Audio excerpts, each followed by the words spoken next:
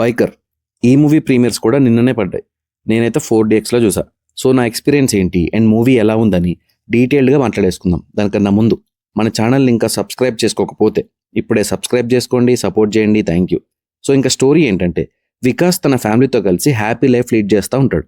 అయితే ఒకరోజు వికాస్ వాళ్ళ ఫాదర్ సునీల్కి ఏదో ప్రాబ్లం అని తెలుసుకొని వికాస్ మళ్ళీ తన పాస్ట్ లైఫ్లోకి వెళ్ళి తను చేసిన రేసింగ్ని మళ్ళీ స్టార్ట్ చేయాలి అనుకుంటాడు. సో వికాస్ నెక్స్ట్ ఏం చేశాడు, తను వదిలేసిన రేసింగ్ని మళ్ళీ స్టార్ట్ చేశాడా, అసలు ఎందుకు వదిలేశాడు, ఈ గ్యాప్లో వికాస్ వాళ్ళ ఫాదర్ సునీల్ క్యారెక్టర్ ఏంటి, ఒక కోచ్గా ఎలా ఫెయిల్ అయ్యాడు, ఇది basic plot. To be frank ఇదేం కొత్త ప్లాట్ అయితే కాదు, కానీ ఇలాంటి మూవీస్కి కావాల్సిన ఎక్సైట్మెంట్ని ఎలా క్యారీ చేశారు, ఎలా హ్యాండిల్ చేశారు అనేది మెయిన్ పాయింట్. సో నాకైతే ఈ మూవీ ఒక మిక్స్డ్ బ్యాగ్. ఎందుకంటే ఇక్కడ కూడా regular sports drama kind of story line ఉంటుంది. కాకపోతే ఇలాంటి మూవీస్ని ఎంత డ్రాగ్ చేస్తే అంత డీవియేట్ అవుతాయి. ఆల్మోస్ట్ 2 hours 50 minutes అంటే చాలా టైం టేకింగ్. క్రిస్ప్గా కంప్లీట్ చేయాల్సిన మూవీని కొంచెం ఫోర్స్ చేశారు. సరే ఫస్ట్ హాఫ్ అంతా ఇంట్రడక్షన్స్తో వెళ్ళిపోయింది అనుకుంటే, సెకండ్ హాఫ్ త్రూఅవుట్ ఎంగేజింగ్గా ఉంటుంది అనుకుంటే, హీరోయిన్ వచ్చిన ప్రతిసారి మూవీ ఒక స్టెప్ వెనక్కి వెళ్తుంది. నార్మల్గా స్టోరీ జరిగే టైం పీరియడ్ 2003. దానికన్నా ముందు ఒక ఫ్లాష్ బ్యాక్ ఉంటుంది. అప్పుడప్పుడు ఇంకా ఓల్డ్ ఫ్లాష్ బ్యాక్ వస్తూ వెళ్తూ ఉంటుంది. ప్రెజెంట్కి ఫ్లాష్ బ్యాక్కి మధ్య మూవీ కొట్టుమిట్టాడింది అనిపించింది. బికాజ్ నేరేటివ్ ప్రాసెస్లో మంచి ఫ్లో స్టార్ట్ అవ్వగానే మళ్ళీ బ్రేక్ పడుతుంది. ఇలా సినిమా అంతా ఇదే ప్రాబ్లం. కాకపోతే లాస్ట్ 45 minutes మూవీ బాగుంది. ఎమోషన్స్ కూడా బాగా వర్క్ అయ్యాయి. మోటోక్రాస్ రేసింగ్ ఎపిసోడ్స్ కూడా చాలా బాగా వర్క్ అయ్యాయి. అసలు మూవీ మొత్తంలో బాగుంది ఏంటంటే అది రేసింగ్ ఎపిసోడ్స్. ఈ రేసింగ్లో కూడా సేమ్ ఓల్డ్ ఫార్ములానే ఉంటుంది.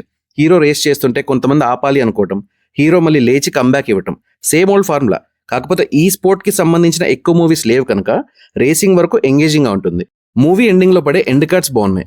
మూవీకి ఇంకో పెద్ద డ్రాబ్యాక్ ఏంటంటే మ్యూజిక్. ఆ సాంగ్స్ ఏంటో అసలు ఒక్కటి వర్క్ అవ్వలేదు. ఫ్లో బ్రేక్ చేయడానికి వచ్చినట్టే వస్తుంటాయి. పోనీ వస్తే వచ్చాయి, కానీ వినేలా ఉన్నా బాగుండేది. ఎమోషనల్ సీన్స్లో వచ్చే సాంగ్స్ కూడా ఇలా ఉంటాయి ఎలా? కానీ ఈ మూవీతో రాజశేఖర్ గారు ఆయన యాక్టింగ్తో స్ట్రాంగ్ కంబ్యాక్ ఇచ్చారు. మళ్ళీ ఒక యాంగ్రీ యంగ్ మ్యాన్ని చూసినట్టు అనిపించింది. నా వరకు ఆయనే ఈ మూవీకి బెస్ట్ పర్ఫార్మర్.